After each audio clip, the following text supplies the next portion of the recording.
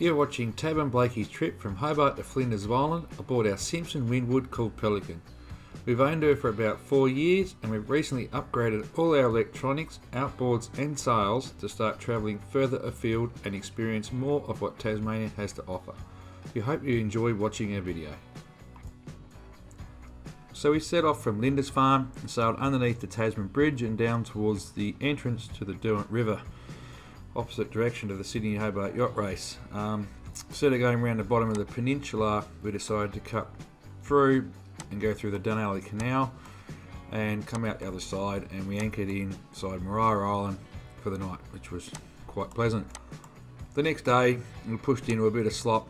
We headed north, where we got to all the way to Wineglass Bay, where we spent 2 or 3 days while a large easterly swell made, and it was quite comfortable in there.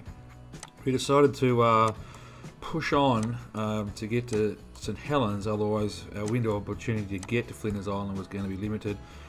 Unfortunately, the anchorage just wasn't great, apart from seeing an amazing whale, but we had to spend 2 or 3 days there in a rather uncomfortable, sloppy easterly swell. Anyway, we ended up leaving and on our way, and we headed up through being straight towards Clark Island, where we stayed a night in Spiky Cove, which was absolutely beautiful. Really nice anchorage, dead flat calm, good anchoring. The next day we spent a good 2-3 hours trying to find a shipwreck. The Sydney shipwreck is here. Couldn't find it, but it was still a beautiful little spot to have a look. And Rum Island, where they apparently they hid all the rum from the shipwreck. We then took off and we sailed up further to Flinders Island, and we managed to get ourselves to this little bay called Trouser Bay, and we absolutely loved this spot. It was our favourite spot. We're up there, and you can actually see all the little anchorage spots that we stopped in while we were there. Stayed there for probably 2 days and did some walks along the peninsulas, which were beautiful. Then we ventured off out into the middle here, where we were told we'd catch a flathead, which we did, and probably the biggest flathead I've ever caught. Headed up to Prime Seal Island, and we planned to stay here for the night, but the flies and mosquitoes drive us nuts.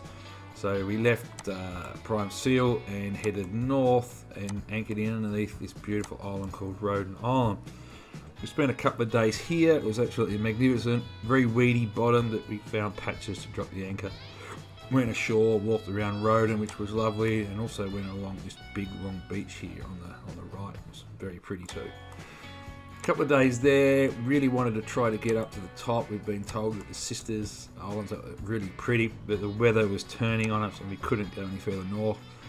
So we headed back to our trusty favourite spot of Trouser Bay. Spent another 2 days there. Weather wasn't coming right, and we made the decision, let's go and hire a car and stay on the island and explore the island itself. So sailed through and came into Lady Baron port, and refueled and rewatered, and then put the boat on mooring, and we stayed in a local pub for about 3-4 days and explored the whole island, drove right up top. Absolutely beautiful island. I couldn't fault it, and the people are amazing. We then decided we had to leave to get home, and we just sailed out of Lady Baron for the afternoon and anchored in this little beach just here and waited for the tide to change, and then we made a run down the outside past Mansatar Island. There's a shipwreck just here, which we'll see a bit on the drone, and then we came down to this point here, Harley Point, and anchored here for the night.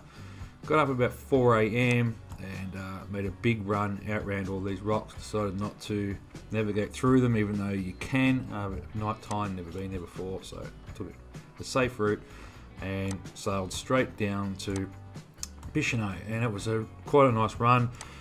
We had a northerly breeze behind us, was sitting on 10-11 knots, and we made it all the way to Bicheno by about 6 o'clock at night. It was quite calm in there. We had a lovely night's sleep, and then pretty much from Bicheno we tracked the same track all the way home, except skipping Wineglass, and we made it all the way back down into the channel. And we spent 2-3 more days, which I didn't chart, down around in the top of the channel where I grew up. We had a ball just killing the last few days of our trip, and then we went home. So we're off for 4 weeks. We're trying to get to Flinders Island. Show you our plan. This is our new rubber duck. Big duck, gotta be careful how you say that. A bit smaller than our older one, but at least it's in one piece. The other one's falling apart. Kayak we're taking up for Tabitha. And we've got a ute load of stuff already. Gotta go do the grocery shopping. And that's about it, and head off. Maybe get some fuel, top up the fuel on water. Way out, well, I'm on my way out to the boat, the dinghy and the kayak. It's a magical morning. Leaving Lindisfarne Bay.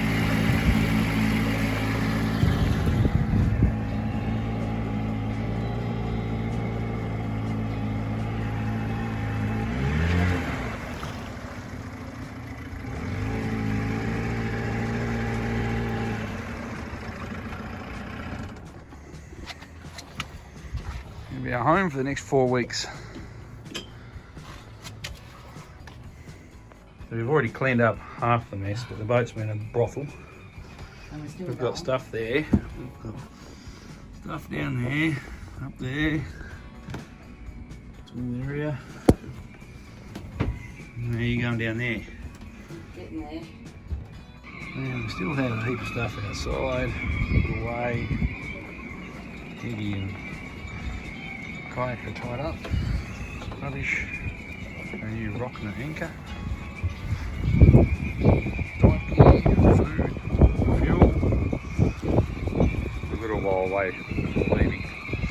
Things just picked up a bit. Alan? Well, we finally done it. Alright. Finally got away, and hopefully it's going to be It's not overly exciting pretty times. at the moment, is No, it? it's not. Just heading underneath the Tasman Bridge. The sun's not, so It it's not is. cold. Mind you, we've been working our guts out since bloody whatever time this morning to get everything packed. You would have thought we were going for a year. Yeah, well, First time we've been away for a long period of time, and we don't know what we might need or what we might not need, so I'd rather have too much than not enough. got all our new gear.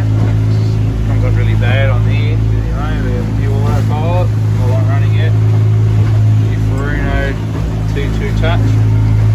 Wind. And now we can tell what the speed of the wind is. And which direction? Anyway, 4 weeks, we'll see where we end up. Hopefully alive. Well, that'd be preferable. So we've been going about half an hour and we got the shits with the motors. Yeah. And we got the sails out. Just some, oh no, we've got both. 7 knots-ish. 6.5, 7. 16.3 apparent. Chuffing along.